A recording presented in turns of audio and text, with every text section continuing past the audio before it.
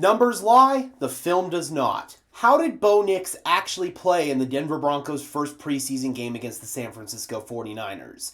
If you look at the box score, it wasn't anything too special. 6 for 11 for 31 yards passing, no touchdowns, no interceptions.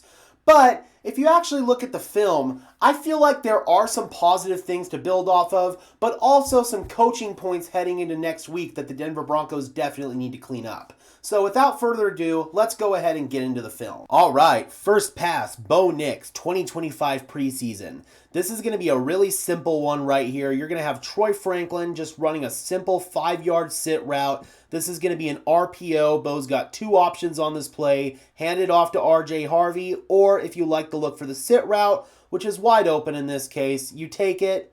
Bo puts it right on the money. Troy Franklin turns upfield, gets some extra yardage and a first down. Really simple RPO, but I expect we're going to see a lot more of this in 2025. Bo Nix executes the RPOs really well. He's able to get it on time, in rhythm, in structure. That's pretty much all you can ask from Bo in that situation. Really good stuff, man. It's a simple play, but he executes it perfectly. Nice. So this one's probably Bo's best throw of the day, and unfortunately, it ended in a drop. Courtland Sutton at the bottom of the screen is just going to be running a fade route. He runs the route pretty well, gets some separation there on the corner, and that's technically open at the NFL level. Bo Nix drops it right in the bucket. I mean, this is about as perfect of a throw as you could ask for, and Courtland Sutton bobbles it and drops it. Love you, Court, but you've got to help your quarterback out right there. I mean, Bo drops a freaking dime, bro. That is about as perfect of a throw as you could ask for, but Courtland just cannot come up with it. That's open. It's not much separation, but it is technically separation. That's open at the NFL level, and Bosef drops an absolute dime right there.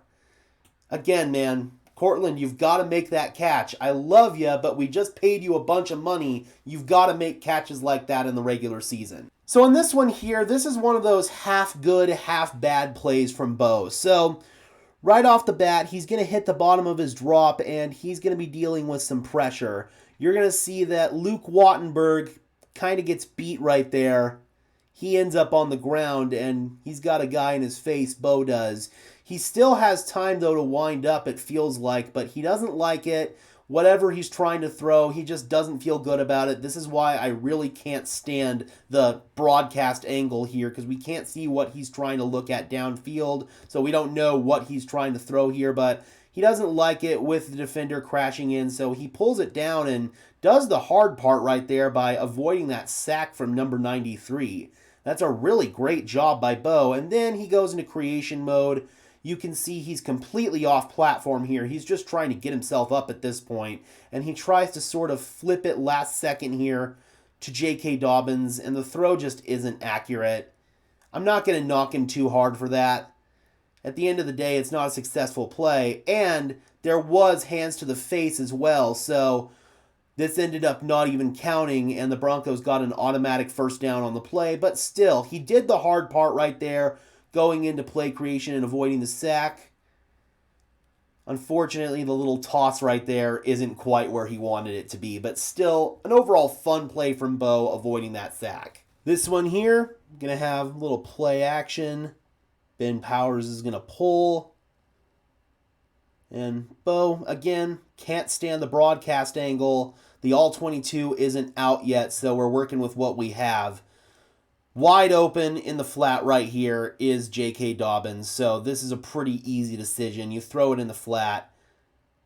You got 47 crashing in, but Bo gets it to Dobbins, who's able to turn upfield for a couple of extra yards right there.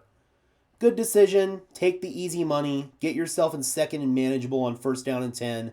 You'll take that all day long. Positive play from Bo right there. So on 3rd down and 5, the Broncos are going to be running mesh. You guys should know mesh by now. It's a pair of shallow crossing routes underneath. Evan Ingram and Courtland Sutton are going to be your two cross guys. So you'll see they run the cross, and since this is zone coverage for San Francisco, you're taught as a receiver to sit down and find the void in the zone coverage. I gotta be honest, I'm not a fan of Bo's feet here. I feel like he didn't have to drift up in the pocket like that. He could have stayed where he was and set his feet. You'll see that he makes the throw maybe a tick late, and his feet are completely off platform when he makes it. You want him to have his feet set right there, and the throw comes out, I think, a little bit later than he wants it to come out. And by this point, the defender can crash in and stop Courtland Sutton before he can break a tackle and get to the line to gain. So, yeah, man, the timing was a little bit off on this play, I feel like, and Bo's feet were to blame. That was a common critique that I had last year, and this is definitely something that I want to see get better as the course of the year goes on. This could definitely be a better rep from Bo right here. I know that it was a completion, but it's short of the sticks, and you don't convert on third down, so not the best play from Bo right there. He needs to set his feet. And this one here, I feel like, is going to be another one where Bo's feet let him down a little bit. So the 49ers are going to be firing their nickel, bringing some pressure on Bo Nix. And he's trying to just throw it into the blitz right here and get it to RJ Harvey. That's what you're supposed to do when you're getting a blitz. You're supposed to throw it hot into the teeth of the blitz. Unfortunately, he doesn't set his feet and he throws it jumping again. And that leads to an inaccurate throw. The good quarterbacks in the NFL, even when you have a nickel firing in your face like that, they still set their feet and they still make accurate throws in these situations. If this was an accurate throw, Harvey could turn up field and he gets a bunch of yards after the catch, and you're not even in the situation on the next play where you have that safety. So at the end of the day, Bo's footwork needs to be better here. He's got to set his feet.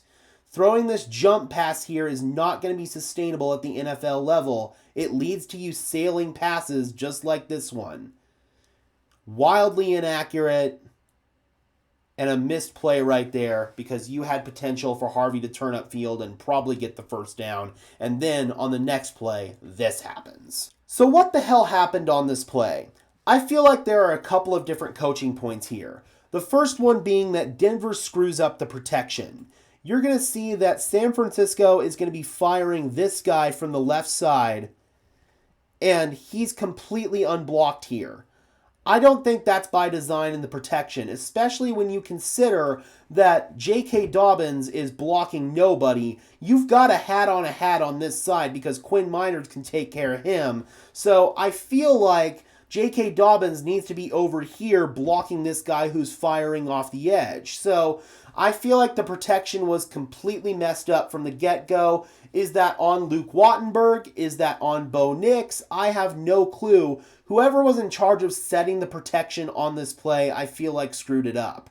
Additionally, you can't have this if you're Bo Nix. Turning your back to a free rusher like this is always going to end in bad news. That is the number one coaching point.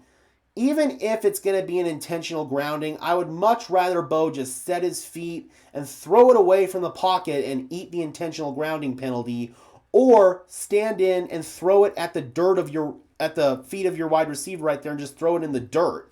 I think that would be a much better option than just turning your back right there, getting into the end zone. He does try to throw it away, which he said he was told to do, but you don't get it back to the line of scrimmage. You're not outside the pocket. You're in the end zone. That's intentional grounding in the end zone, and that results in a safety. An overall negative play right there from Bo Nix. It wasn't all on him. The protection issue was a collective operational error by the Broncos, but this right here, we just can't have it. You can't turn your back and you can't throw it away from the end zone and not get it past the line of scrimmage. That's intentional grounding, and that's a safety. So a couple of different coaching points on this play, in my opinion. Tough stuff. Very tough stuff. This one here is going to be a no-grade play, just an RPO bubble screen. Bo makes the right decision right there, but just an RPO, nothing fancy.